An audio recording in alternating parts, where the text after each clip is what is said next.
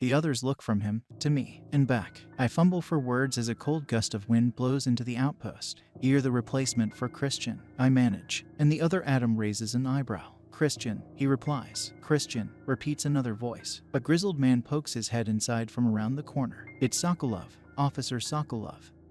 The same Russian officer that led me here. When, exactly? A week ago.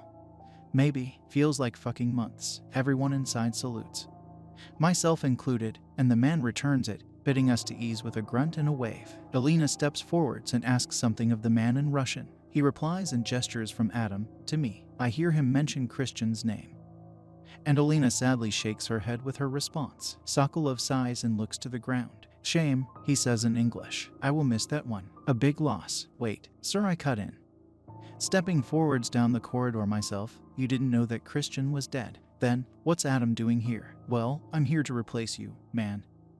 Adam says, turns out you were never supposed to be up here in the first place. I'm the one they wanted to send. Jesus. I reply, sucking some air in through my teeth. I knew nothing of Christian till now. Sokolov says, I do not deal with this. If replacement requested, then he will be here. I do not know where from. One of the others will be bringing them up when available. He points at me. You, Smith, duty over. Congratulations. Time to go. And he half turns, expecting me to follow. The others turn to look at me. Charlie, April, Yuri, and Alina, all watching. I consider it, I consider going with Sokolov. I mean, why shouldn't I? I've done my time. I did my duty. I answered the call, when the call should never even have gone to me in the first place. It was all a fuck-up, a classic, logistical blunder. I mean, I had my suspicions, but I really thought that with something like this, the aboves would have been more careful. I guess I was wrong, but still, I can't just go. Not now. If I stay, sir. Then we have the six required for the optimal running of the outpost. I turn to Alina. That, right, isn't it? Despite all this space, all these empty rooms, 6 is the magic number. That's what you said. 6 defenders. Alina opens her mouth, hesitates, then cautiously agrees. She turns to Sokolov. This is true, sir, she says, then goes to say some more in Russian, and Sokolov regards her, then me, and then he just shrugs. You want to stay? Stay. You were offered way home. Remember this. He takes a step back, his coat rustling in the wind. As I said, if you requested replacement for Christian, then they will be here within day. Maybe 2, maybe 3. Weather depends. Goodbye. We stand to attention and salute. And he nods one back, then away he goes, turning on his heels and clattering back through the bones, scarcely giving them a second glance. He does call back over his shoulder though, one more time before he disappears into the haze. Shame about tower. Will inform command. Hopefully fixed by end of this quarter. And that's that. I can just about make out his silhouette, clambering over the little wall that surrounds the outpost. And then he vanishes, leaving the 6 of us in the open gate of the outpost. Adam Smith looks between us, perhaps catching a glimpse of the exhaustion, the ever-flickering, quietly burning fear that now shimmers in all our eyes. He looks down again to the bones. He swallows. So, would anyone care to explain this situation to a newbie like myself? He asks, with a weak, dry laugh. No one laughs with him, and the man is led grimly through the outpost and into the hexagon. We sit in silence for as a while as Adam eats from a can of Russian meat mush of some kind. His chewing and the occasional hiss of a pipe in the walls are the only sounds. Snow falls slowly and silently beyond the glass. Adam keeps opening his mouth as if to speak, then deciding against it, choosing instead to simply shovel in more meat mush, unsure if he actually wants any answers, or if he'd prefer to live for a little longer in blissful ignorance. At last he can stand it no longer, and he turns in his seat to face me. Adam, what's going on, man? What the hell happens here? Russians and Americans together. What's the deal with that? Russians and Americans together. Yes, that too was my first concern when I arrived here. I scarcely even consider this international anomaly at all now, compared to the surreal, nightmarish nonsense that is thrown at us here on the regular. The fact that we're working with the army of the Russian Federation barely even registers as a flicker in my thought processes. I'm gonna level with you, man, I tell him, breaking the unofficial seal my comrades and I have been keeping. This place is dangerous. We fight demons here. Adam laughs, and as before, no one joins him. I stare at him, blank-faced. You're kidding, right? He asks. Demons? Come on, man. Are you religious? Adam, I ask him. I don't think I've ever asked you before. Well, no, he says in response. No, not really. You will be. April, Charlie, and I all murmur in unison. Demons? Is this a joke? Adam stands up, angrily. Stop fucking around. Do you have any idea what I had to go through to get here? Our helicopter nearly crashed in a damn storm. Alina herself rises to her feet. The other Adam is a little taller than myself, but she stands higher than even he. And I can feel the second-hand frost of her arctic glare boring into this newcomer. Americanets, she mutters, glancing over to Yuri. Yuri, however, says nothing. To my great interest, he simply looks down to the floor. I catch a fleeting scowl on Alina's face, maybe even a touch of concern, perhaps, but she lets it go. Adam takes a step back, awkwardly, and then strides over to me. He gets right up in my face, though I don't flinch. Adam, he says, desperately, come on, what the hell is this? Demons? We're not fighting demons. That's a fucking joke. What are we doing here? I pause. You know what? Maybe you're right, Adam. Maybe we aren't fighting demons at all. Perhaps you should be addressing your questions to Alina here instead. I look over to her, my gaze heavy, and I know that she can feel its weight. The snow falls, and the tension in the room tightens somewhat. April stares at me. I can see her in the corner of my eye. Her lips remain sealed, but the meaning behind her paranoid expression is clear. Adam, it says, are you sure about this? If we confront her directly, there might be no going back. We don't know what she's capable of. The blood in my body begins to chill considerably as Alina's eyes bore back into mine. Her mouth twitches, and it pulls that scar grotesquely across her cheek. I stand up. Alina, it's time to share with us what you've been hiding. I simply don't know what we're fighting anymore. I'm realizing that I never really did. Please, just tell us the truth. What are we fighting? Why have you dedicated yourself so wholeheartedly to this outpost? Why six? Why 6 people only? And who are you? April asks, in a quiet, almost imperceptible voice. I do not know what you are talking about.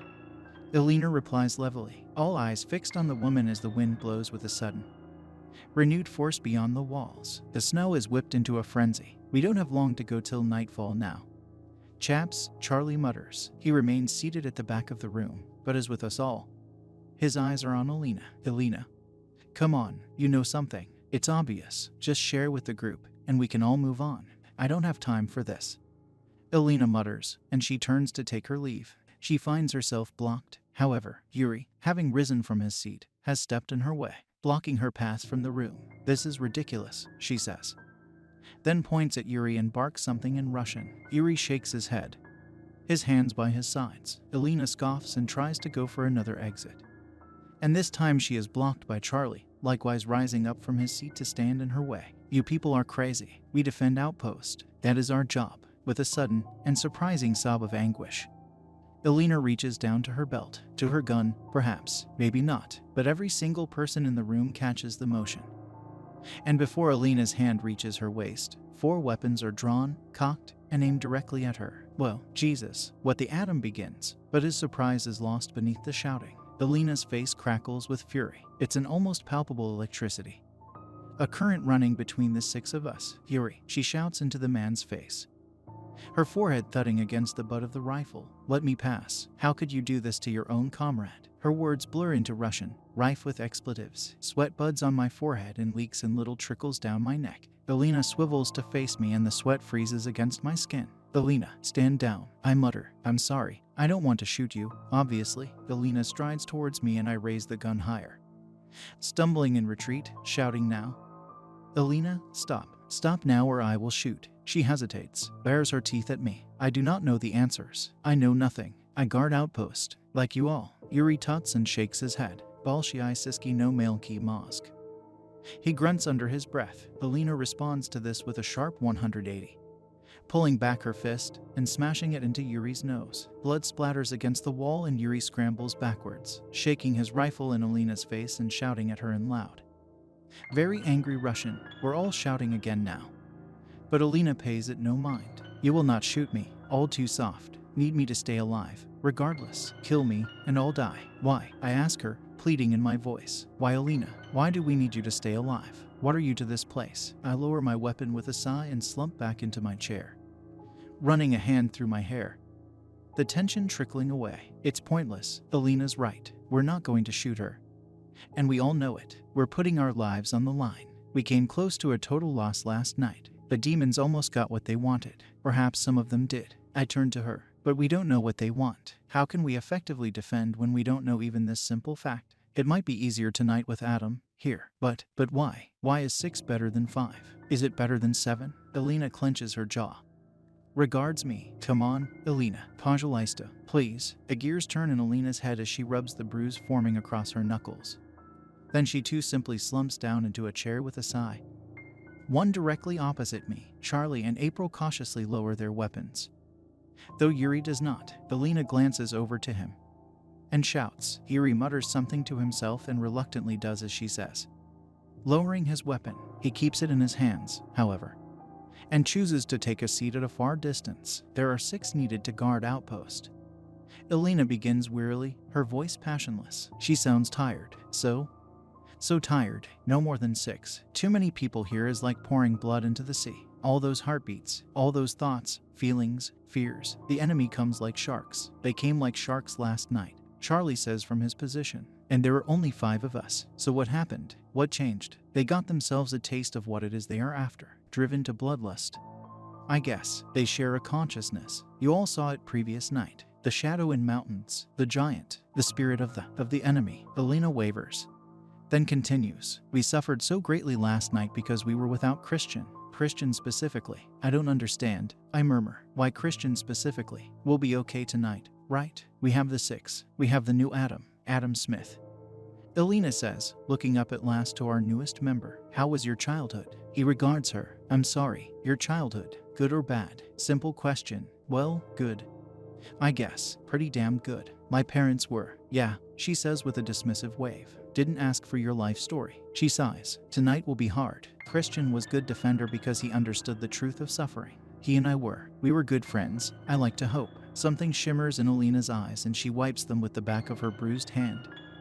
Half turning away. My childhood was not good. It was bad. Very, very bad. I understand what it means to suffer when suffering was not deserved. More than most. Christian understood this too. We were shields. He and I shields against the enemy. The greater your understanding of suffering, the greater the strength of the outpost, the greater the resistance to the demons. She looks around the room. Yuri, I know childhood was not great, but was fine. And you, Westerners. She looks from Charlie to April, to Adam, and to myself. You do not know suffering in its purest form. Your use here is limited. I try to process this, but I thought we had spiritual resistance. Or whatever. The ley lines. The ley lines are real. The supernatural resistance.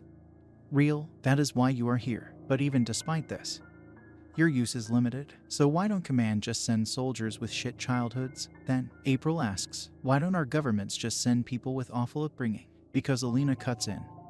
Angrily, they do not know. No one knows, except I know. Christian knew. And now all of you know too. And you must keep it a secret. You must, if I believe you intend to share this secret with anyone. I will kill you. I am not joking. She looks between us. One by one. Why? I ask. Why is this secret so important to keep? Tupitsa, Elena sighs, shaking her head. Think about it. Governments want to defend outpost. What do you think governments do if they know they can defend it more securely with soldiers who have suffered as children? I open my mouth, but say nothing. Elena continues. Government will create these soldiers. They already send soldiers from the ley lines. If they know they will be better soldiers for having suffered, they will take them, and they will make them suffer. And I will not allow this. Never, never ever. No one will suffer like I did. No one will go through what I had to go through. They wouldn't. April murmurs. No government would do such a thing. I mean, the Russians might, but the American government? No. They'd never do anything so cruel. Her words hang dead in the air. Wouldn't they? Elena mutters quietly. And darkly we consider this. All right, I say slowly, so that I suppose I can understand. But the enemy, they're not demons, are they? They can't be. There's just no way. The more I think about it, we're not battling the forces of hell here, are we? But they respond to the religious stuff, to the Christianity. Why? Why is that? Drevlian, Yuri grunts, scratching the stubble across his chin. We fight Drevlian, the word on the wall of the cavern. This is what Yuri was researching in the archives. What's he talking about? It's an accusation. He waits for Elena to confirm his words. And at last, she does. She turns to look out of the window and she nods. Yes, the Drevlian. That's what we are fighting. Not demons, but people. A race of people called the Drevlian. They were all destroyed 1,000 years ago. A name lost in time. They became slowly the Drevils, the devils, and then, simply, demons. The Drevlian, Charlie repeats, never heard of them. And who the fuck might they be? And why do they want access to this building so bloody badly? Belina closes her eyes. She takes a slow, deep breath, and she tells us the story. She tells us the story of the Drevlian. And of Olga of Kiev, the woman in the painting. The Drevlian were, so she says, an ancient race of people who lived in what is now Eastern Europe, over 1,000 years ago, vaguely Slavic in ethnicity, with their own customs, stories, aspirations, and anthems. Alina believes the song we hear across the mountains at night to be the song of the Drevlian people. A man named Oleg of the Rus led the dominant nation in the region at the time. And the Drevlians, amongst the other tribes and peoples of Eastern Europe, were expected to pay tribute and swear to him their loyalty, an oath of service, in exchange for Oleg's defenses upon Oleg's death. However, the Drevlian lords changed their minds at a midnight council in the midst of a snowstorm. It was decided that they would abandon the other peoples and choose to immediately halt their tribute and all promise of fealty. Oleg's successor was a man named Igor of Kiev, a man who made many mistakes, a man misguided, but a good man all the same, a man who did his best by his people. Igor, unsure how to approach the Drevlians, initially sent an armed force to their capital to demand what he was owed, and was met with indignation and verbal hostility, and he returned with a meager tribute, far less than what was promised, than what was owed. Not wanting to escalate matters any further, Igor for his second attempt traveled to the wintry home of the Drevlians himself, to speak to their leaders personally and to fix what he hoped was little more than a frayed thread of diplomacy. Belina pauses for a moment as she reaches this part. She swallows and rubs her throat, and she tells us that the Drevlians saw the situation a little differently. They murdered Igor of Kiev by tying his legs to 2 birch trees, the trunks bent and trembling and held in place with ropes and nets. Once Igor had been secured and the Drevlian lords had boasted the breaking of their oath, the nets and the ropes were released. The trees in all their might and power sprang back to their original opposite positions, and Igor was promptly torn in two. There are, apparently, accounts from those present that say they saw his bones burst right out from his body, though of course there is no way to verify now if such was true. Igor's death was felt across the region, but by no one greater than his loving wife, Olga of Kiev, Olga of the Rus, the woman depicted in the tower's painting. Whilst the Drevlians celebrated their freedom, Olga's soul was twisted and burned into a driving force for vengeance, for revenge, for justice. The Drevlians, emboldened by their newfound freedom, gloated to Olga, and as the first female ruler of the Rus she was perceived as little more than a pliable weakling. The Drevlians were wrong. They did not see the Arctic fire that burned behind her eyes. They did not see the frost that formed with her every waking breath. They did not see when the first train of their boastful ambassadors were buried alive, scrabbling and scratching and screaming in the perpetual darkness. They did not see when the second were tricked and trapped in a locked and burning building, reduced to little more than charred and blackened bones. And they did not see when Olga, acting the meek and weakened woman, requested an overdue funeral for her husband Igor. At the sight of his death, her request was granted. And as she wept for what was lost in the Drevlian capital, the Drevlians drank, drunkenly. They plotted their plans for the future. They wagered on who would be the one to marry Olga of Kiev. And as the night progressed, they were slaughtered in their thousands. Olga's Rus killed each and every noble, guard, and soldier present, and the city was set ablaze. It was only then that the Drevlians began to see. Rus reinforcements circled around and pushed their enemy easy. And one by one the cities of the Drevlian were razed. Every plea, every desperate request for peace and for surrender were met with little more than wind. Olga never ceased. She never stopped. Onwards, she marched with her soldiers, driving the Drevlian ever back. On one late day of this slaughter, Olga halted and commanded her forces to wait. A message was sent out. The hearts of the embattled people leapt when at last, at long last, it seemed that Olga of Kiev would finally show them mercy. After all, their lords and nobles were all now dead, buried or burned or slashed to pieces. And the last of the Drevlian people were besieged in the final city still standing, their lone bastion. Olga, promising peace, demanded only one final tribute. 6 birds. Just 6. 6 birds from each household, as a promise of freedom and the war's end. The Drevlians were relieved and they gladly accepted. And the tribute of the great flock was swiftly made and delivered to Olga herself. Olga had no intention of forgiving the Drevlian. However, as she stood amongst this host of birds, she commanded her solders to attach to each and every one a string of sulfur and rags of cloth. Then when the sun set that day, the sulfur was set alight, and the birds were released. The orange of the glow was said to shine in Olga's eyes as the sky began to sparkle with 100,000 embers. The birds did as Olga knew they would. They returned to their homes, to their nests, in the rafters and roofs of the houses and buildings of the Drevlians. And all at once the wood began to burst into flame. The city was a burning wreck within the hour, and there was nothing its inhabitants could do but run, to flee yet further still. They were chased by Olga's soldiers, for hundreds and hundreds of miles east, way across the wastes, and there, at the base of the Ural Mountains when they could go no further, they banded together, the Drevlians, for one desperate final stand. They were the men still standing. They were women, they were children, they were elderly. They were not warriors or fighters, but they still numbered over 100,000, and in those final hours they all felt the end. And they all prepared to fight as only one backed into a corner truly can. They still had their hope.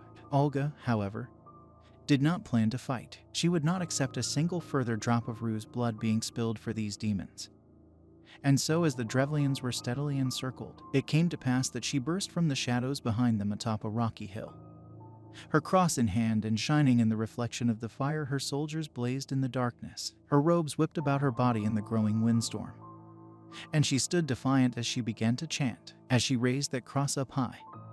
And in the name of her God, she swore to tear the Drevlian souls right out from their bodies, to tear them to pieces, as they had torn apart her beloved. She roared with a power the Drevlians had not yet seen. Christianity was unknown to these people. They did not know the cross. They were afraid of the strength of her conviction in this foreign, Abrahamic mysticism, and that in turn gave it a power unique to that moment of madness. Whether God himself was involved is not certain, nor is the certainty of his existence. But on the Drevlians' final day, it was Olga's power, channeled through her cross, that led to the end of their story once and for all. Their souls were ripped from their bodies and cast out into the wastes as shadows. There would be no peace for the Drevlians, no eternal rest or slumber, only suffering, endless, maddening suffering. The only material substance that was left of the Drevlian people were soulless bodies of a rock-like, chalky crust, and these husks were carried one by one way up through the cracks of the mountains, where they were sealed away in a dark, deep, near unreachable cavern. Olga made sure to carve into the cavern's walls the nature of their crimes, with a warning that they would remain here for eternity with no rest and no respite. And there the story ends. The scattered, twisted souls of the Drevlian eventually found their cavern, but the descendants of the Ruse manned an eternal guard. The reason as to why gradually lost through the centuries, an eternal guard that had largely held off the attacks on the outpost, until now. That is, until me, with a mistake as idiotic as a mix-up with names. Elena trails off, and we all stare off into space, taking in the gravity of this outrageous knowledge. But what about the other outposts? I murmur. Christian said there was one in Australia. India, he said. I know what he said, Elena interrupts. He said those things because that's what I told him. I lied. There are no other outposts. There is this, and only this. There are no other outposts. So it's just this one, then, just us six. Alone in the mountains, Adam and I were born in the same place. I say out loud, giving voice to another thought that's been nagging at me. We were both born on the same ley line. Our supernatural resistance should be the same. No. So why has shit the fan only recently? Elena snorts. I told you this at the beginning. You are not like the others. You are childish and immature. You simply have a dangerous personality. You are typed to bring chaos and calamity wherever you go. You have not suffered, Adam, and are still too soft for this outpost. On ni takash plok. Yuri mutters under his breath. Elena shoots him a look. I think in that moment about my brother, about his death 10 years ago. I push aside the false voice that the demon, the Drevlian, eased into my head. And I remember my brother's true voice, his presence, his warmth. I've done my share of suffering, Elena, I say quietly, but thanks. Still, maybe things would have been different if the correct Adam had been sent in my place. Maybe Christian would still be alive. Maybe the tower would be undamaged. Maybe the cavern beneath us would still be sealed away. I guess we'll never know now. So why the hell are we doing this? April asks, pressing her palms against her eyes for a moment. We're stopping the Drevlian souls from reaching their bodies. I get that, but I still don't understand why. Why don't we just let them return? Let this whole thing end. Be done with it once and for all. Then no one will need to stay in the outpost. It can be decommissioned. For one simple reason. Elena replies, if a Drevlian soul returns to the body from which they were separated, they are flooded in an instant with 1,000 years of hatred, of bitter rage, anguish. A being is not meant to exist for so long. Return to material world, they find themselves displaced, out of sync. They are dangerous and violent and brimming with latent spiritual power. If Drevlians successfully enter the outpost, breach cavern, and find bodies, that is over 100,000 angry, mind-broken monsters released into world, bloodshed will return. Cycle of hatred will continue. She rises to a stand, and I get the sense her speech is drawing to a close. It's getting darker. Anyway, not much time left now. Night will be falling soon. And the new Adam still doesn't really have a clue what's going to happen. I stay here in this outpost because my presence here is greatest shield outpost could ever ask for. And second, to right the sins of the past. Olga's fury, back then, caused terrible pain and trauma to this part of world. The story of the Drevlians is brutal, sad, complex. But if those souls return to the bodies, the terror unleashed on further innocents will be Jalizo, iron in its brutality. But that's not right, April replies, standing up herself. These people, the Drevlians, these are innocents they were torn from their bodies. That's what you said, souls left suffering for 1,000 years. It's not right. Who are we to stand in the way of allowing them to return to their bodies for a final chance of peace? And there, Elena says, raising her hand in a half point, is why I keep secret. Easier to battle demon than Drevlian. Less moral compass dilemma. Fucking hell, Charlie says with a sigh. This is some heavy shit. Jesus, something inside April snaps. She strides forwards and shouts directly into Elena's face. Are you her?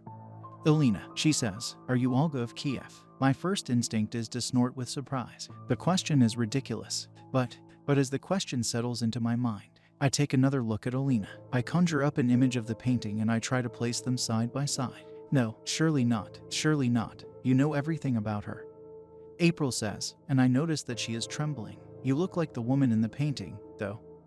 She doesn't have that scar. And you've been here for a long time. Haven't you, Elena? A long, long time. Decades, at the least. You're Olga, and you're trapped here now. Trapped in this outpost in a web of your own making. Elena stares at April. And then, she laughs. The sound is bright and clear. And we watch in shock and cautious amusement as she laughs and laughs and laughs, doubling over a little as she does so. You are kidding, she says, her face displaying a grin I've never seen her wear before. Joke. You think I am woman who died 1,000 years ago? April falters and takes a step back.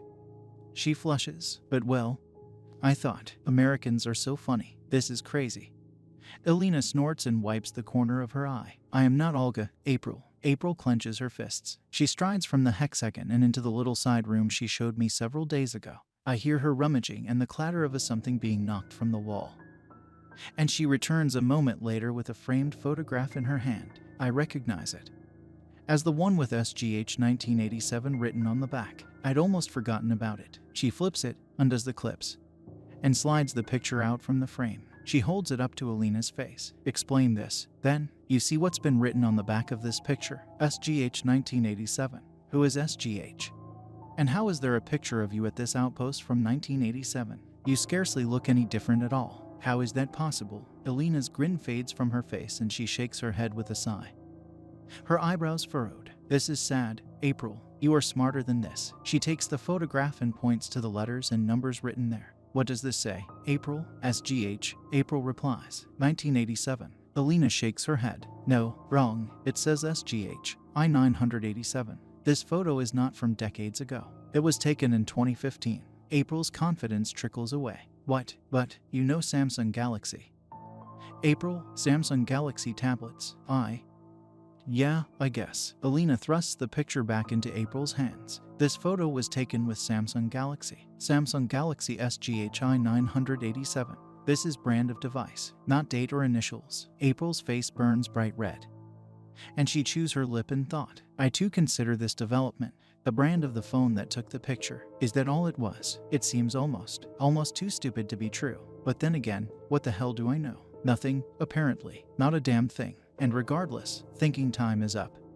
It would seem. The shadows deepen, and before long the sun will set. It's time to get to our stations. What are we going to do about the tower? I ask. It's weaponless, and we've broken the rule. No one's been in the thing for hours. We have no choice but to abandon it.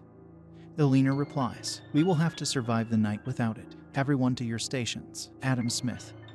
You go with old Adam Smith. Defend the outpost. Rule number 1. Do not allow enemy into outpost. Do not allow the enemy into the outpost. And away she goes. No one tries to block her. This time, still reeling from the info drops, heavy with the weight of our newfound knowledge. One by one we depart for our stations. April drops a small, shining silver cross into Adam's hands before she goes. Charlie gives the man a nod and wishes him well. Yuri says nothing to anyone, vanishing silently down a corridor, bringing a cigarette up to his mouth before he disappears completely round a corner. Come on, man, I say to Adam. I guess you're with me tonight. And so away we go, up and into the snow, to our station, doing our duty, manning the amalgamated weapons to keep away the intruders. The fire in the darkness, keeping the Drevlians trapped in their eternal cycle of darkness, despair and destruction, armed with Bibles, using these holy books as weapons, as Olga of Kiev did herself 1,000 years ago, defending the outpost, as we are all tasked with doing, as Americans, as Russians, as soldiers. The sun sets, the anthem of the Drevlians begins to play. Quietly at first, floating note by note across the mountains, as thoughts within thoughts swirl as a maelstrom across the turmoil of my mind.